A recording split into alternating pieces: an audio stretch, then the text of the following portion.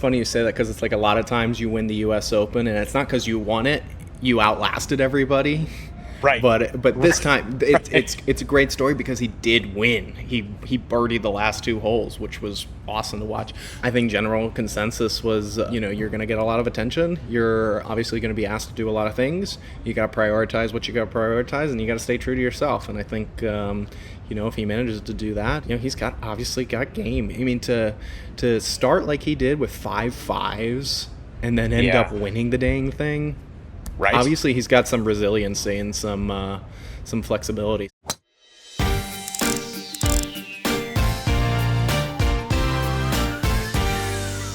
Everybody, welcome back to Fully Equipped. Kris McCormack, joined by a new face, but not anybody new to the equipment side on the in the golf family here. So this is Jack Hirsh, and he is our associate equipment editor, and he runs around all over with the PGA Tour, all over the country, and Jack, thanks for jumping on today. Yeah, you guys finally let me out of my cage. I get to come on Fully Equipped.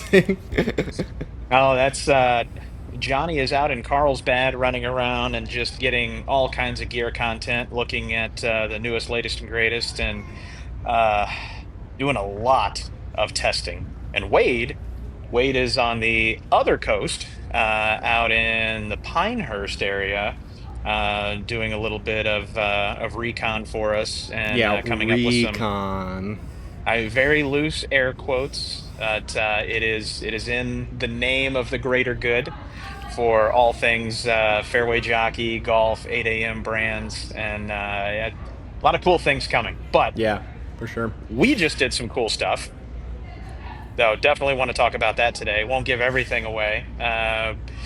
This week, I mean, we have to talk about this U.S. Open.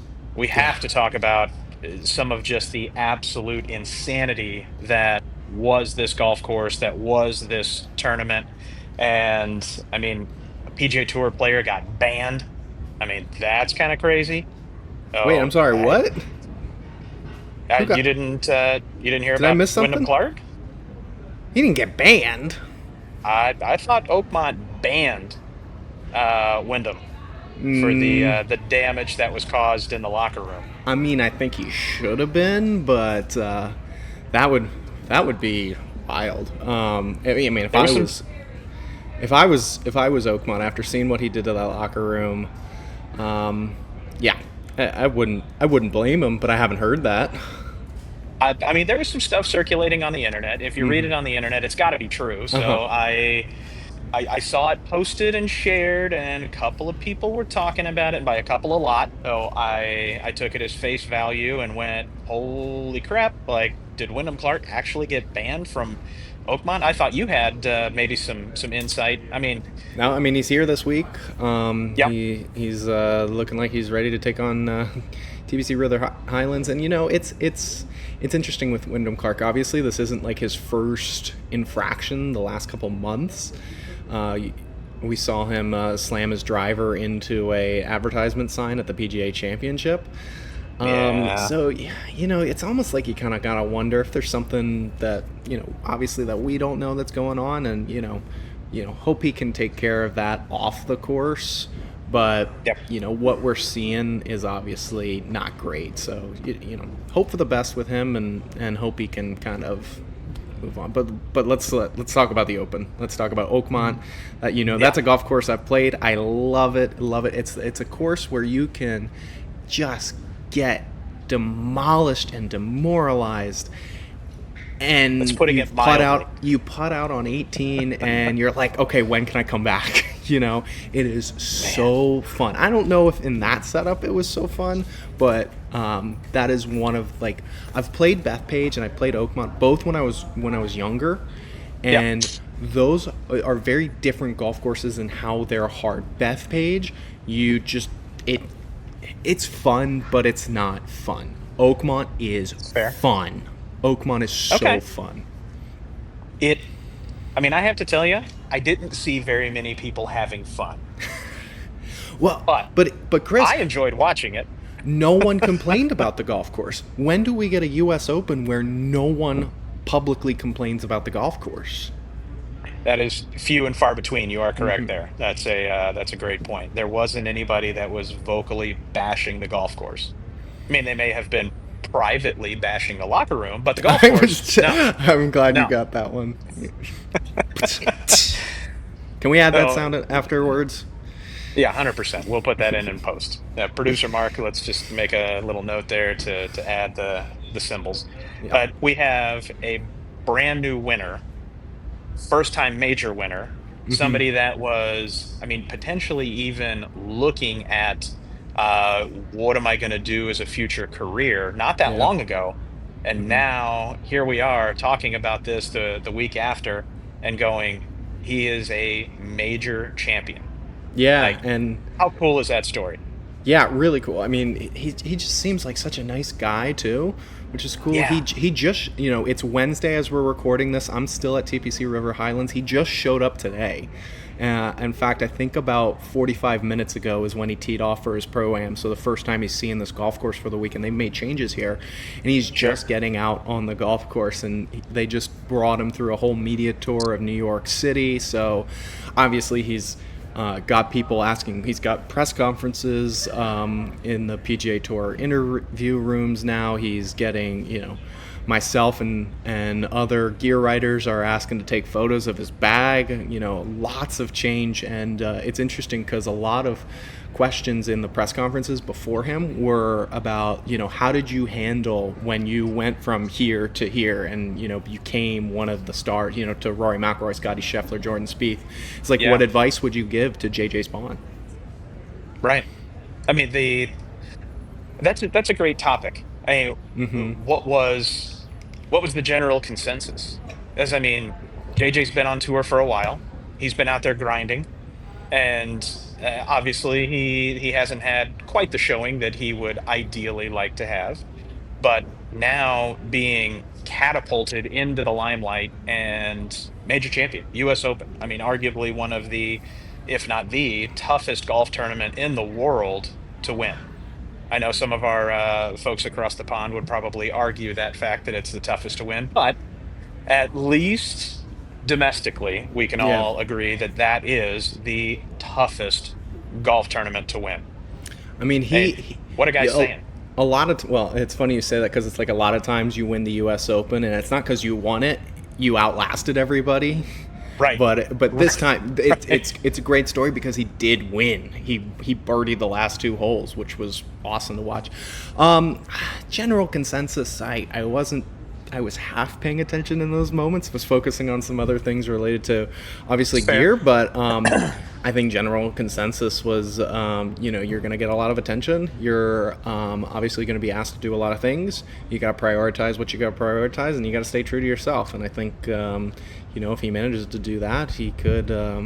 He's obviously got game. I mean, to start like he did with 5 5s and then end up Yeah. winning the dang thing.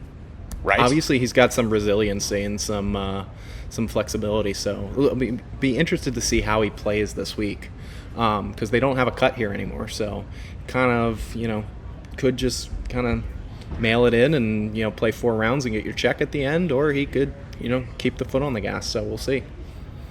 I absolutely loved the human moment when he was talking about everything that was going on with his daughter and that he Hmm. was on dad duty before he's playing Sunday at the biggest tournament of his life.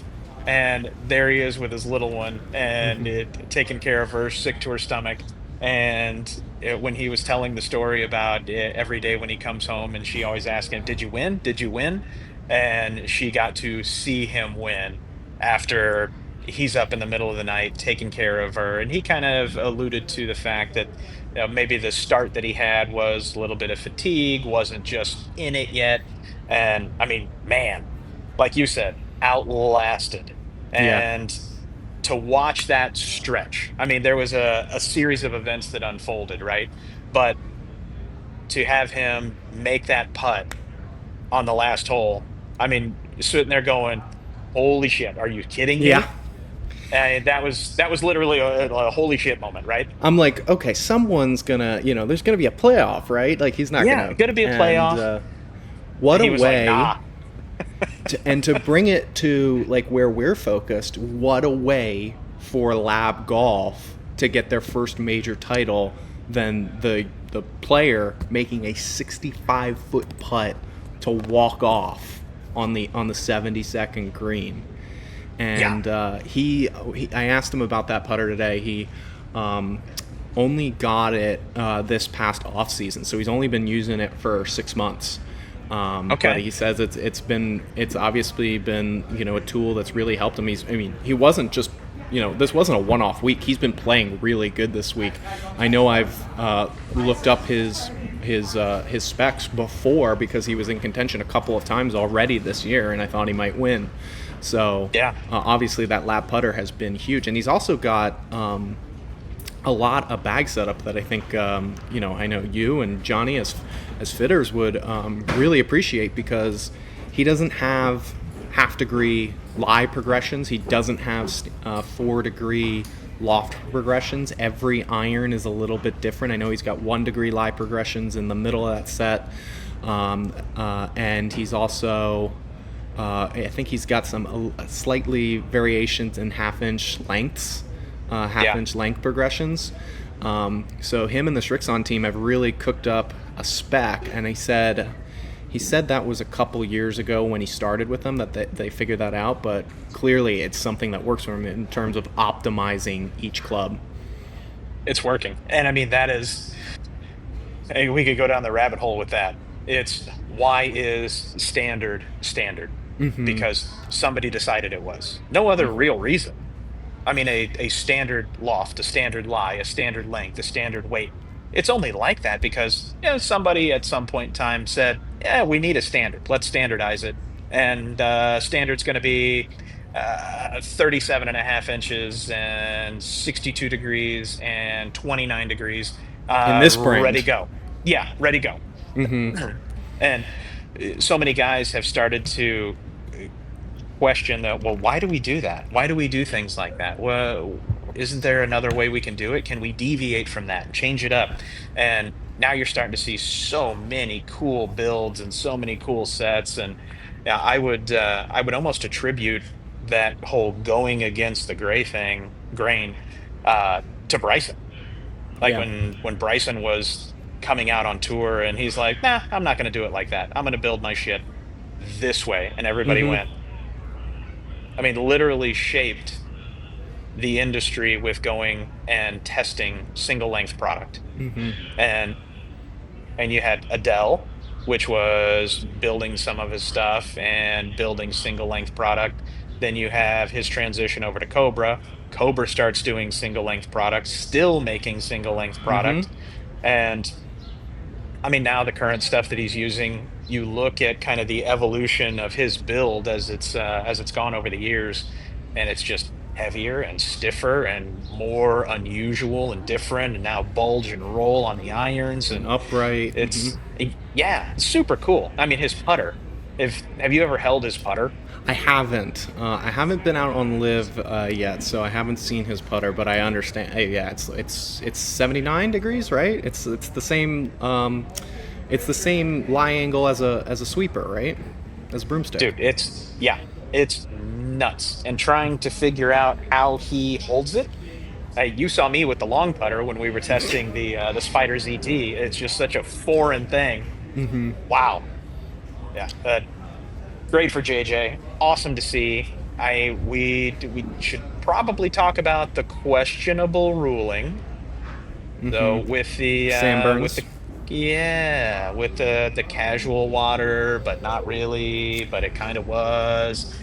Well, so Sean Zock of golf.com was there, and he said he was actually mistaken for a rules official, and Sam Burns actually asked him for the ruling. So he had a good look at what the lie was.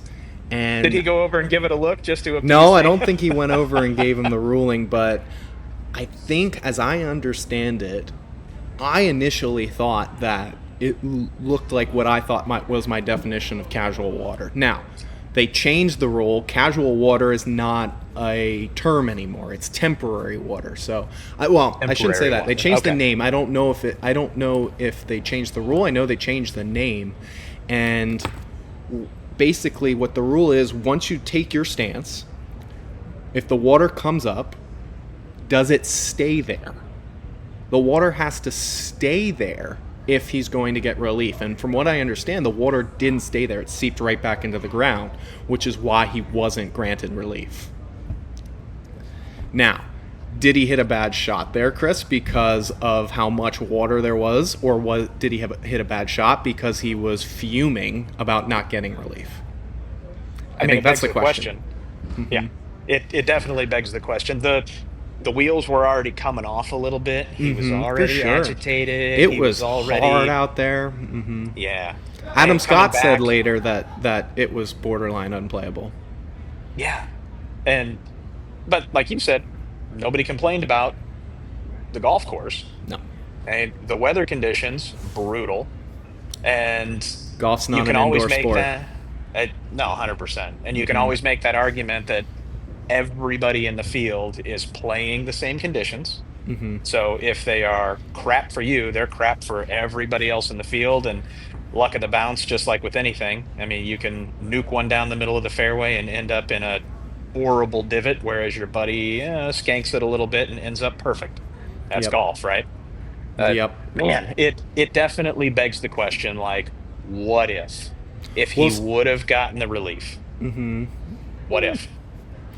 So explain what happens when you're in a situation like that and you have that much water and moisture around the ball and you try to hit a golf shot.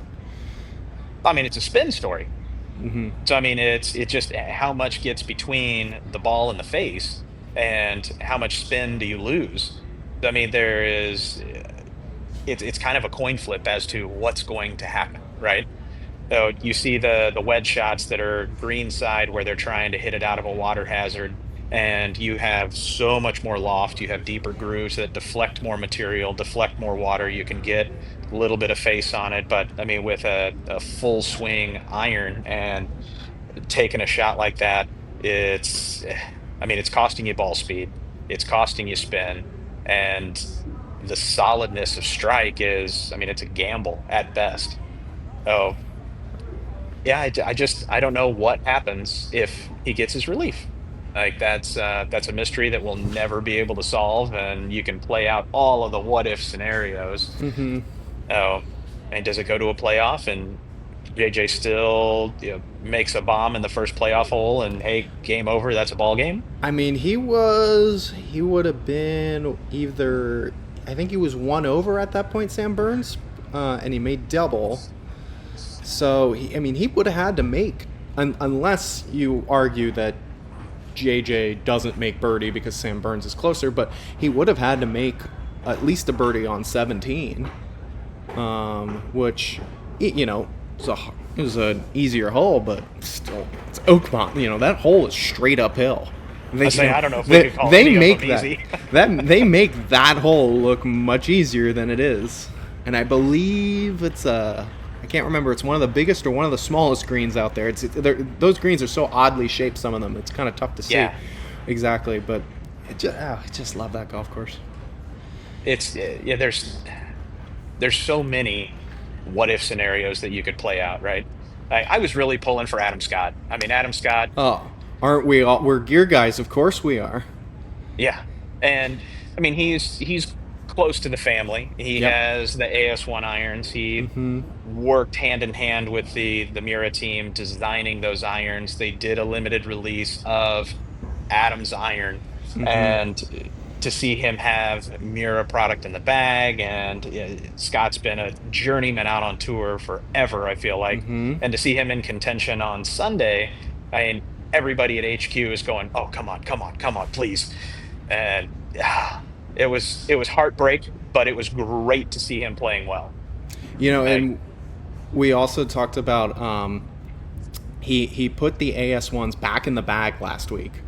He was using his custom Titleist model, the 681 AS, for a few weeks before, and then now he's back in the AS1, but with the addition of a TC202 4-iron, the brand new Mura TC202, and then he also took his Project X 65 LZs and hard stepped them. So don't really know exactly why he did that yet. I can assume, more stable face, lower ball flight, lower spin, different, more stout feel. But always the tinkerer. Always the tinkerer, for sure. Adam Scott. It's so cool. And you could there's a few different scenarios there, like you said, just to create a little bit more stability. I mean, looking at static weights, I would say that the ascending mass and the Mura heads, maybe he hard stepped them just to get a more comparable feel to what he had in the Titleist irons, Sure. without asking the pointed question of why did you do that? Best guess. Yeah, But and he also he's testing again this week. He's got a Callaway prototype iron in his bag. He only had one of them, but okay, he's only had one.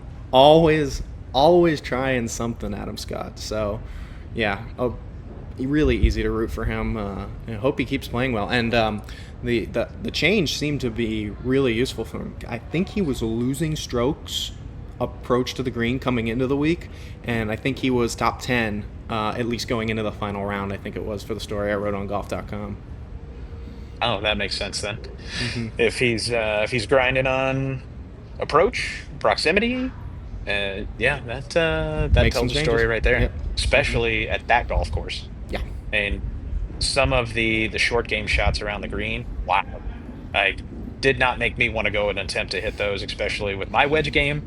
Looking at the struggles that those guys were having. I don't know, Chris. Maybe your wedge game is so hopeless that maybe if we just give you a just buried live 5-inch rough, maybe it's That just like might if be it's what I'm missing in just my life. maybe let's give you something really hard and see how you react to it. It's just like fitting, give you something you don't know what it is and let's see how you react to it.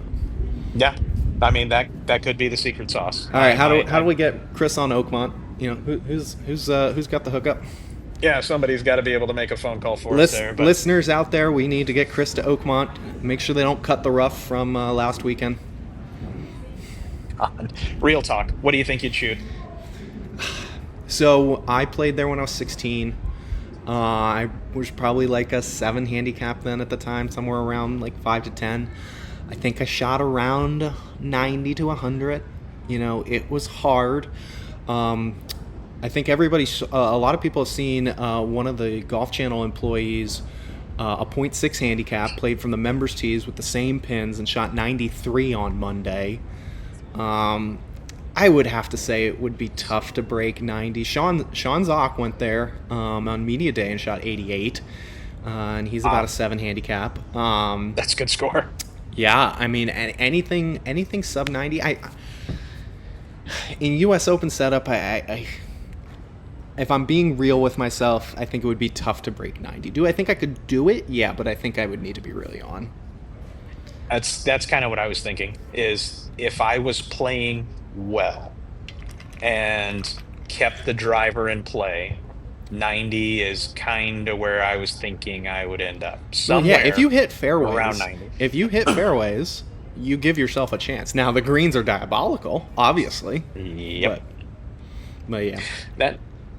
All right. Well, that's something we're gonna have to think about. But We just need the hookup. that's it. That's all we need. So, transitioning into a trip that we took. Yeah. But before we dive into that, I do want to talk about T-commerce. Have you had a chance to jump on the T-commerce website and Not do yet. any shopping and looking around? You and Wade keep telling me, and I need to do it. I haven't had a chance. Been traveling so much, but I really want to. There's a couple of things with the fully equipped logo. I really need. I need some hats. I need some shirts. This is something I got to take advantage of. It's easy. Oh, you always call me a boomer for my lack of aptitude when it comes to navigating some of our back of the house whatnots and technological things, we'll say. Trying to get me into the CMS and generate production in the article form was a little bit of an adventure. I'm starting to wrap my head around it a little bit. Just takes me You'll get there. 4 or 5 dozen reps. No, But guys, with he's T-commerce, made so much progress on this. it's been an uphill battle. Wasn't hard to make progress from where he started, but he's made a lot. Facts. When you start at 0, you can only go up. Back to our T-commerce talk. If I can figure out how to do that, jump on the website, select the logo you like. I highly recommend Fully Equipped. Pick the piece, pick the color, put your information in, ships directly to your door. Super clean, super easy, and great brands on there. There's Grayson, there's Johnny O, there's Tuttle. I mean, there's some high-end, good quality stuff. Definitely worth checking out. Uh, with that, jumping into the trip that we just took, Jack, Yeah. Carlsbad. So this is second time that you have joined the crew coming out to the golf mecca for all The things Holy gear. Land. Yep. That's it, man. Can So we first since talk about how lucky we are to get to go there for work? dude, I get so much hate mail from my friends and family when I post pictures somewhere. It's just everybody in my inner circle is just like, yeah, we hate you. We don't even want to go onto your social media and look at anything that you do anymore. Which, hey, thanks guys, appreciate all the Mm-hmm. support. But man, it's such a cool experience. So since this is all new for you, Yeah. I kind of talk us through what are some of your takeaways? What's your highlight reel from going and visiting all of these OEMs and getting to play with all the new toys? So, this is the second time I went everywhere that we went to. We had well, that's not true. We did go and visit the Scotty Cameron Gallery. It was the first time you or I had been there.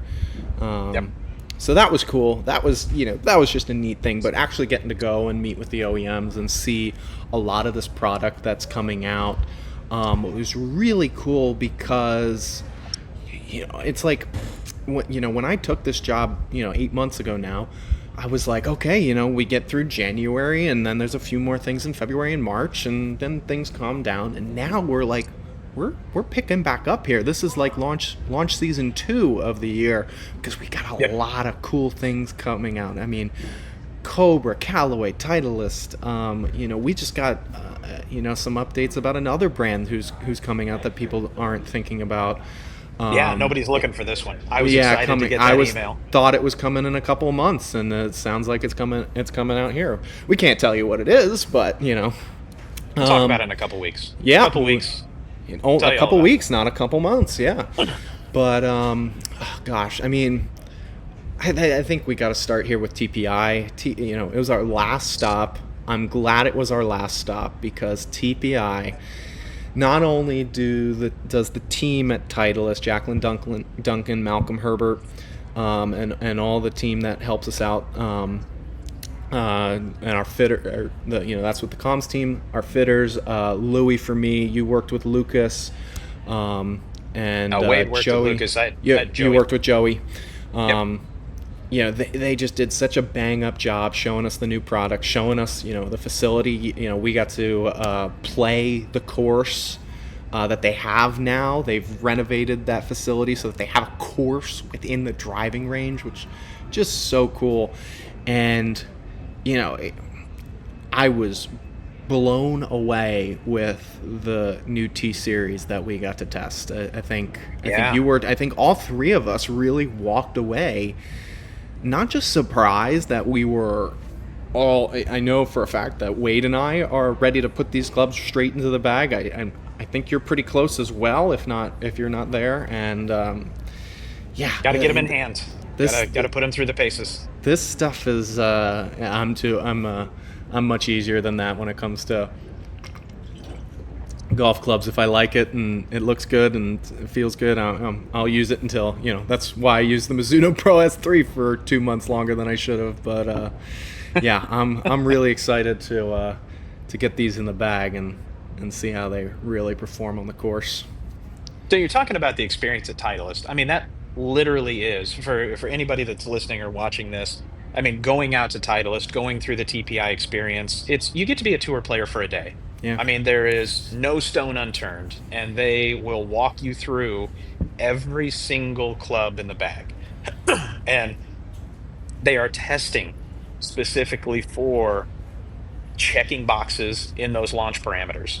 yes, So, how they're does it take off? 3Ds. Mm-hmm. What windows does it get to? What descent angle does it come out? Where's the dispersion at? And it's just such a cool process. And I mean, they kind of have a good versus bad criteria when they are looking at all of these different products, and they have so many levers to pull. That's what was really cool. And I mean, one thing, we can't give away all the details, but one thing I Hmm. will say is the new T series irons are extremely blendable. Hmm. And And I think that owes to how they fit as well. yeah, 100%. I would be curious, as we've gone a couple times now, and I've gone a few times over the years, and I have never walked out of there with a set of irons that is in the same series. Never. Hmm. Like, they part of their fitting process, like I was talking about, is they look for roughly 5 miles an hour of ball speed, Hmm. and they also look for consistency with a spin threshold. They also look for consistency with where the apex height is, and is it going through the same window? And then there are boxes to check when it comes to angle of descent and dispersion. Like, Hmm. where is your start line in relationship to how does it move down range? What angle is it coming out of the sky at what spin rate? And does it sustain that 5 miles an hour even if you missed it a little bit? How much is the drop off? And that was what was really cool, and why I kind of call it a tour player experience for a day, right? Well, So it's like you go to get fit, and typically, you're only getting fit when we're talking about irons. You're only getting fit for a 7 iron or 6 iron, and then they're just extrapolating out everything from there. With Titleist, and this is something they do in their previous series, so I'm not giving away anything. This is a known thing that not only do they test you, that they have you test the 7 iron, because they figure if you can hit the 7 iron, you can hit a 9 iron, but if you can hit a 7 iron, you can't necessarily hit a 5 iron. So right. they have you hit 7 irons, and then they also have you hit 5 irons, and they got hundreds of pre-built 5 irons in all different specs for you to try. And if they need to adjust something, they'll bend it right on site for you so that it matches the 7 iron you were testing, or it matches, or it's commensurate with the 7 iron that you were tested if it's in a different model. So I think that's why you see a lot. And then they'll do the same thing with 4 irons if they think that you're and that's great, because you can find out, is a 4 iron worth going in my bag? Is a Sure. 5 iron worth going in my bag? Like, I'd be interested to know how many sets Titleist fits that are just 6 through pitching wedge, or Yeah. 6 through wedges, because how many people you've seen it, how many people are out there that don't need a 5 iron anymore, or especially don't need a 4 iron? Oh, there's so many players out there. And then It's there's Wade, who just got a 1 iron. Yeah, and then there's Wade. And Wade always, Wade's our peacock, right? He's got to be different. He's got to stand out in the crowd, which I love him for. But man, yeah, he was. You should have seen. Did you see him take any shots I with this one didn't. iron? I didn't. I tried it. I tried. So I got fit for the new Titleist U 505 3 iron, and I cannot wait to get this club in my bag. I was hitting it at the same peak heights as my 7 iron, which it's like, when I can get a Nice. 3 iron that I can do that with. I mean, that's not just a club we're talking about where I go to Scotland every year, so like that's an important club for me to have when I go over there. But we're now talking about a club that I might even play regularly. So, I haven't had a 3 iron that I've wanted to play. I've had 3 irons that I've had to play all the time because I Right. didn't have anything else. But now we have something that I'm like, this could go in the bag day to day. So I did try that 1 iron in the same spec, just for shits and giggles, and Yeah, just to try it. maybe I was tired, maybe it wasn't right for me, but I couldn't hit that. So yeah, I want to see Wade hit it when he gets it. I At 16 degrees aloft, off of a tee, I couldn't get this thing over 50 feet in the air. And I mean, I felt like I was diming it. And I mean, it was just a missile. And then there's Wade. And Wade and I have very comparable club head speeds. And my boy is out here launching this thing 100 feet in the air and carrying it 250 yards on the fly, and just hitting these nice, tight little draws. And UW replacement for him. man, and he loves that UW. So the fact that he's even considering taking the UW out of the bag for this 1 iron, but you know he's going to do it because how many people have a UW versus how many people have a one iron, and So so what's it's his it's set? going in the bag. What's the setup he left with? He left with driver, mini Mini driver, driver, one one iron, iron, four yeah, iron. yeah, with Wild. the U505, Mm-hmm. and yeah, he had quite a blended set too. I had T150 basically pitch all the way up through five, and then Okay. I went U505 in the four iron. Okay. Yeah. But this generation, I had a T200 that was built with a composite shaft, and now this generation, matching the steel, adding the 505 and keeping it a steel build rather than the composite. And Oh. Okay. numbers I was seeing with that, kind of like you said, I mean, I was pushing 90 feet with a four iron, and I was going, I am going to hurt my neck looking that high for a four iron because I never see it. Wow. And Yeah, no, super I'll be stoked. honest. I almost went into the U505 for the 4 iron as well. It was so easy to hit. We ended up going T200 pitching wedge through the 6 iron, and I'll probably keep the Vokey pitching wedge, but might as well get it and see what's better. But Sure. uh, 6 through pitching wedge, and then 5 iron in the T150, which T150 last year I couldn't hit. Like, I don't know what it was. I think we've talked about this, that I was not feeling it when we were at Titleist last time. I had just come from waking up 5 a.m. the day after the Big Ten championship game, watching Oregon take my Penn State Nittany Lions heart out at the end there. Um, Right. Lost my voice, and we were a day after that. Flew to Carlsbad the next day, so was pretty tired, and but I could not hit T150 to save my life that day, so we just skipped it. We went T100 in the 5 iron, and then T200 in the 4 iron. This time I hit T150 great with that 5 iron, so we went T150 Yeah. 5 iron, T250 4 iron, U505 3 iron. So I touch them all except the T350, but the Super the cool. yeah. So, I mean, from Titleist, we also went to visit Cobra, Who and also has Cobra, some cool irons coming out. yeah, that's I mean, We again, can't talk about these as much. Yep. we can't give too much away here. All I can say is that there is a existing iron SKU that is going to be expanding a little bit, we'll Mm-hmm. say.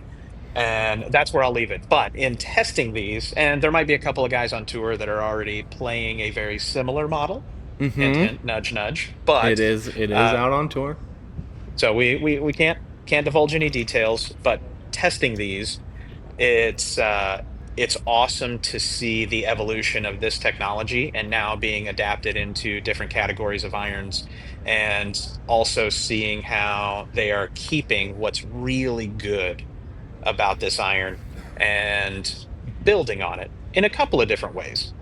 And the testing that we were doing there at Cobra HQ, the the smaller variant Mm-hmm. of the iron that is in question, Mm-hmm. uh, was awesome. Mm-hmm. It checks all the boxes, looks good, sounds good, feels good, super playable. And while it's a category that me personally would generally shy away from, like the playability and the ball speeds of it, I was pretty impressed. Yeah. And I I'm excited to see it come out because immediately I'm starting to think about, especially after going to Titleist, I'm starting to think about how can I blend these, right? Mm-hmm. No, and I think a lot of people are going to be surprised by the. You saw my experience. I think a lot of people are going to be surprised by the larger variant as well. It's typically not a category that I would gravitate toward, but it was just so dang easy to hit and get up in the air. Yeah. Um, so I think you're going to see a lot of people be really surprised by what they've got coming out, and they're going to have less because everything is more forgiving. And so Right. you're not going to see as many options, but that's because you're going to see people who wouldn't normally play these very compact irons in the smaller one.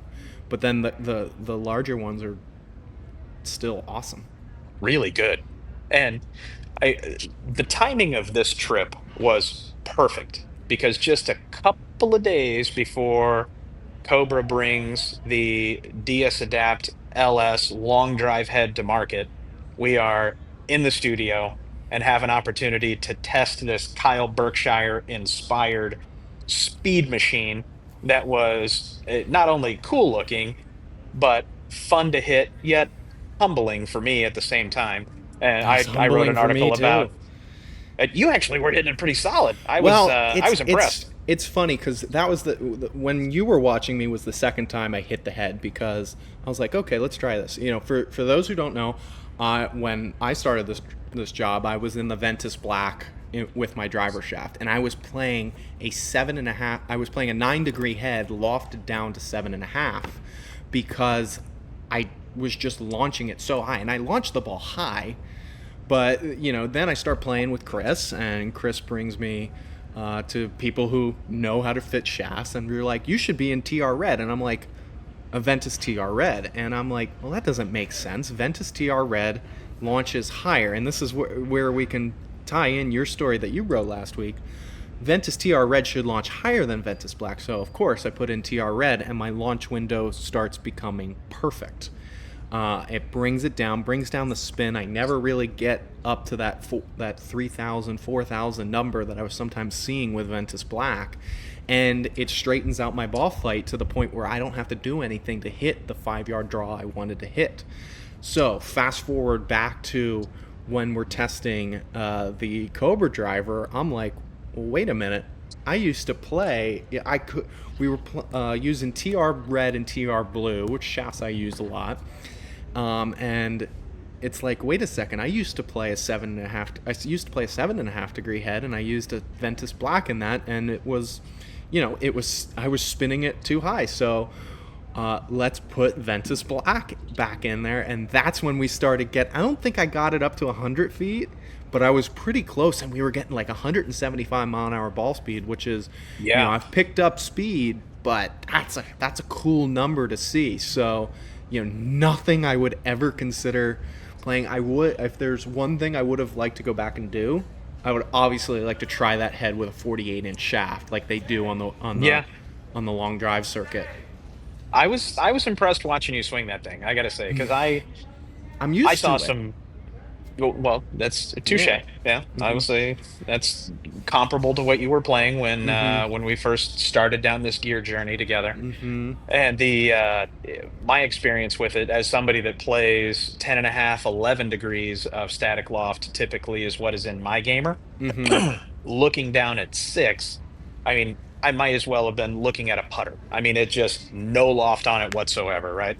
And so I'm leaning back and herniating myself trying to get this thing airborne and producing all of 1,500 RPMs Yeah. on my best shot dead out of the middle of the face. And I mean, the ball speeds I was really happy with, but and I'm seeing carry numbers that are 280, 290 in the air, but they are peaking out at 50 feet and then rolling to 320. Mm-hmm. And the little voice in the back of my head's like, you could play that. Wade could. Wade's like too low. Wade loves Yeah, that too Wade low. Wade loves that low spin, but I'm sitting there going, yeah, I could play this like in Texas on a windy day when it is super dry and baked out. Because anything that has any elevation change, anything that has any kind of slope or moisture in the grass, or if God forbid I miss a fairway, I mean the thing is going to go nowhere. But super fun to hit. And I mean, man, for a long drive head, I was surprised at how stable it was, as it Yeah. wasn't launching for me. But man, I mean, it was starting line awesome. It is squished in from heel to toe, and then from heel to toe, and then from front to back from the LS head, so that the face is Hmm. taller. But um, optically, it really looks very similar to that LS head, which is a really awesome head. So it really wasn't as intimidating looking as you might think, and obviously, yeah, it played a lot more stable. It's a surprise. It's a surpriser. I'm, there is some accuracy component to long drive, so not shocking. Yeah, They do need to get it in the grid with those club head speeds, you have to have a little accuracy to keep it in play. for sure. So Now, but with what I was seeing with Ventus Black, that kind of brings us to what you saw. We visited with the guys at Fujikura, and you found something kind of the opposite. Yeah, that was fun. So obviously, being very familiar with the Fuji product and testing it over the years, I never really gave the new Velocore Plus uh, black profile its due diligence because I had already, again, and this was just me not being thorough with my testing. I had already written it off and said black profile in the OG black and in the TR black just did not work for me and As you would never saw expect. anything. Yeah, I mean, it's like, Low okay, launch, low spin. low launch, low spin, and I am low launch, low spin guy, so I don't need anything that is that stout. So here we are over at Fuji, and we're just kind of screwing around and having a good time after we had done a little bit of testing. And just for giggles, I put the black 6X into my gamer driver, and it was just like heavens opened up, and ball speed jumps up, apex height jumps up, spin is in the perfect window, mid 2000s. And like I turn around and I look at Andrew, who was working with us there, and he kind of gives me this like, huh, like that shouldn't have happened. That doesn't make And any sense. no, it doesn't make any sense whatsoever. And then like you and Wade were hit it again, hit it again. So I just start hitting drives, and I mean everything about it was just right here in the window that we want to see. And I'm sitting there scratching my head, going, okay, so rule of thirds definitely applies. I am this weird outlier in that third that this product does exactly opposite of what it's designed to do and what it says it does on paper. And yeah, for those of you out there for the life of you are going, what the hell is the rule of thirds as it applies to gear? Yeah, great question. Glad you asked. It is essentially the thought process of you fall into a third as it pertains to gear. You're either in the third that the product in question does exactly what it's supposed to do and as it was engineered to do. And then there's another third that sees virtually no change. And then there's the outlier third that the product in question does the exact opposite of what it's engineered and designed to do. And lo and behold, I fall into that exact opposite that Ventus Black, particularly in the Velocore Plus model, I hit higher with better spin and faster ball speed, even though on paper it is the exact opposite of what you would think to pull and put in my hands. So just it just kind of goes to show that you never really know until you test, and also reconfirms, hey, what is a shaft in its core, right? It's a timing mechanism. And the feel and feedback I had with it, solid. It's in the bag. Yeah, and I'm not surprised you got that because, when comparing to OG Black, a shaft that I played for a while, and surprise might be going back into, compared to OG Black, Velocore Plus Black is a good bit softer. Not a good bit, but it's softer. I've always felt like it. Yeah, I feel it move just a little bit more than I do with the OG Black. Yep. And that was very similar to my experience. Like the And first time I then swung it, I was like, ooh, that feels different. And then the hilarious part of the trip was that at Titleist, me having the opposite journey of you, going from black to red, despite being a high launch player, we wanted to look at some things with driver because I had a GT2 with a TR red, or I have a GT2 with a TR red, and it doesn't work. I'm able to do TR red really well in every other driver, but with GT2, didn't really work very well. Haven't hit it very much. So they're like, okay, let's try something else. We tried a couple things. We got red to work pretty well in GT3, but then we put OG Black back in a GT3, 10 degree. I'm used to playing 9, lofted down a little bit. We took 10, lofted it down a little bit. So playing it like, I believe it's a 10, finished loft at 9.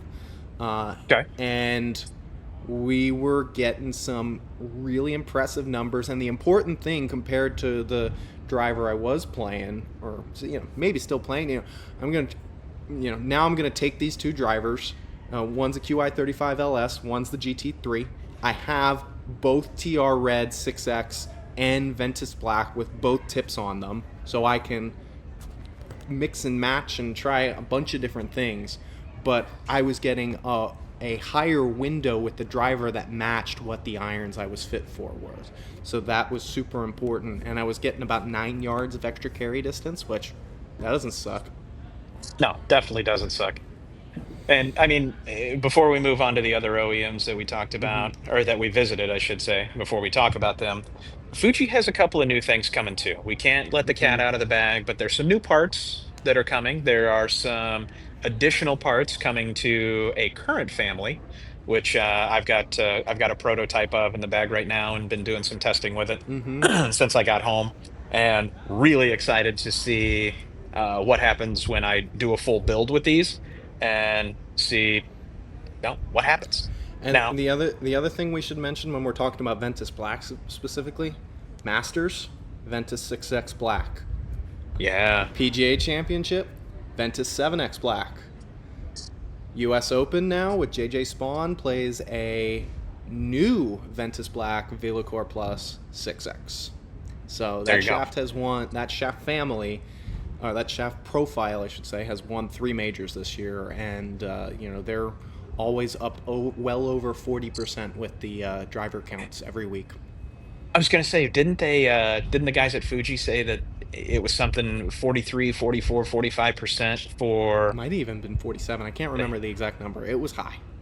it was guys at Fuji, apologies, I don't know the exact number off the top of my head, but Mm-hmm. it was a dominant showing for the Ventus family, that's for sure. Mm-hmm. And we talk about how different the OG black is versus the new black. It's not a replacement. It's complementary. Right. There Right. there are still people being fit into the original Ventus profiles that are now 7 years old.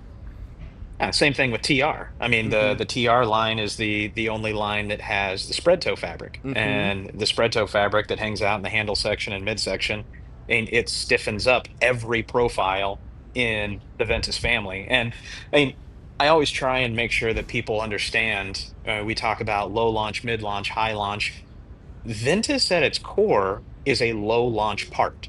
Mm-hmm. So the Ventus Red, people talk about it being a high launch shaft, and it's like, well, Compared to what? kinda. Yeah. It's the highest launching shaft in Ventus. a low launch family. So there's always that kind of disconnection, like, oh, I don't need to play red. I already hit the ball high. And it's like, I understand. However, you have a higher launching profile in a lower launching family, might be the perfect match. Mm-hmm. So enough with Fuji. Love you boys. Appreciate you. We also took a little trip down the road, and that's the other cool part, little sidebar with Carlsbad is everybody in the golf industry, with the exception of just a couple outliers, Ping being one of them, is just right in this bubble in Carlsbad, California. Yeah, the So we go, Carlsbad Airport. You've got yeah, TaylorMade at one end of the runway, and you've got Callaway on the other. legit, right? Mm-hmm. And when you are at, it's always kind of a joke that when you are at Callaway, Tiger could potentially hit a mid iron down onto the range at the Kingdom at TaylorMade, right? Mm-hmm. But speaking of Callaway, we had an opportunity to go and hang out with our friends there and test a bunch of new toys that are coming. And Mm-hmm. these were all new toys, so can't really talk too much about what was coming, but there were a couple of SKUs that when we hit them, we all kind of looked at each other and were like, ooh, like that? That That was was different. surprising. Stuff Yes. maybe smaller than we Yeah. would imagine ourselves playing, and it's like we hit the we let's be we can say we tested a couple different products that were a couple Hmm. different sizes and aimed at a couple of different players, Sure. and each one I feel like we could have gained them, and then we got to the smallest one, and we were that was like really interesting. and there was a 3 iron in that set that I was hitting, and I was like, I shouldn't be able to hit a 3 iron in a set like this. Right. So really interesting stuff coming out of them, coming out of Yeah, it Callaway. was the playability of the irons that you're talking about, the turf interaction, the very first shot, and I was just warming up. Like I had Mm-hmm. not taken a swing all day and was just getting loose and took a few just kind of practice swings left side, right side to get the body moving. And then the very first ball I hit with the pitching wedge out of this new set, I I had to like stop myself and I was like, wow, I just absolutely flushed that. Mm-hmm. And the turf interaction was awesome. The sound off the face, the feel off the face, and like I kind of had to go, ooh, like that was nice. That's a really good point you bring up, Chris. Can we? I feel like soles and grinds on irons have become so much more of a story over the last couple of years with these last Sure. couple of releases. It's going to be one with this part that's coming out. It's been one with several other irons. I mean, I feel like Srixon's had this for a while. You know, hmm why are we just figuring this out now? I don't think it's necessarily that we're just figuring it out. I think it's now just being talked about. And I mean, all of the OEMs out there are looking for things that differentiate them from each other. Like, how do they differentiate themselves from one another, right? And so, I mean, if you're getting into starting to kind of dive down that rabbit hole of players irons specifically that perform well, and if I am, let's just pulling a random name, if I am Cobra, and I see so many independent players playing this Titleist iron, and I start asking on the range, hey, what is it you like about it? Why do you have this in the bag? If you could, create the perfect iron, what is it that you like? And there's these certain characteristics. Shrixon, like you mentioned, has had this V sole that guys have gravitated towards, Mm-hmm. and the ZX5 and the ZXI5 True Spec have been absolutely killing it for us the last few Mm-hmm. years, right? And now you're starting to see these other OEMs that are doing a little bit more on the leading edge, on the trailing edge. Mm-hmm. They're looking at the camber, they're looking at turf interaction, and now they're starting to incorporate that in their storytelling. So Mm-hmm. maybe there was something that was there, but they never really brought enough attention to it for somebody to go, oh, that's actually something I like. I'm going to go look at that model. Mm-hmm. And now we're starting to see more and more of it pop up. So, like you said, this iron that we were testing, there's definitely a story there. And it's not anything that is completely new technology, but the way that they incorporate it and kind of blend it into the irons is, I mean, it's definitely worth checking out. Mm-hmm. For sure, and I think if you can find something that goes through the turf nicely, match up the shaft, match up the forgiveness of the head, you're gonna find something that works. And it's funny I talked about Strixon, but I actually remember like the original Callaway Apexes, like when they first started releasing irons under that name, Yeah. they had a soul story. I just don't know. That was a while ago, it was before my time, but I don't remember. That was something that's like you couldn't hit them fat or something. Was the idea there? Yeah, they softened up that leading edge. There was a little bit different radius on the sole, and there was a story there with the trailing edge of how it got into the turf and how it wanted to exit quick. And there's that, I mean, that kind of stuff has been adapted by pretty much everybody. And it's just how much they get into the storytelling of how this actually benefits players. And there's so much that goes out on tour, or so much that goes out on tour, that with different grinds and different bounces and where they take material away, and it just specifically complements how it is that they make contact with the ground and what they want to see in relationship to being able to maintain the stability of that face through impact. So it's really cool that now at retail we're starting to get to see some of that tour influence come through in some of the models that we have access to. And I think that model that we were testing definitely has some tour stories behind it. And Mm-hmm. some of the boys on the Callaway truck probably got a little little crazy with the old grinding wheel coming up with that Yeah, one, and it made it to retail. And God bless them because it's awesome. yeah. I'm excited. All right, you and I could sit here and do this for another hour, but No, easy. I know we went to TaylorMade. We tested ZT a little bit, um, GT's killer. I wrote a piece but on it. It's on golf.com. yeah, and absolutely check that one out because we tested all three models, three different things, and I think you and I kind of both agree that's one of the top zero torque putters we tested. Yeah, I would have to agree. It's awesome results. Really cool test. Patrick Baxter took us through the kind of the development and how they got to that particular model, and it was a treat to be out at the Kingdom and do some testing with it. But for right now, I'm getting ready to leave here. The Travelers Championship. Actually, the sun is just coming out for the first time here Oh, from the nice. interview area. A really awesome tournament to be at. Cool looking golf course. I would love to walk more of it. Really great practice facility. Hospitality, the media hospitality. I've never been to a PGA Tour event where they actually have shuttles for the media to drive you to the range, to the parking lot, Ooh, anywhere you want to go. I've never seen that. The food has that's been a nice great. touch. All they have a guy at every intersection where there's going to be cars or carts directing people, and it works seamlessly. So, kudos to the Travelers team. They've done a great job this week. But a couple of gear changes I just want to point out before we sign off. The Yep. big one that today is Wednesday. We're likely going to see it on Thursday. It seems almost a certainty. Tommy Fleetwood, the do we think is who's more prolific mini driver?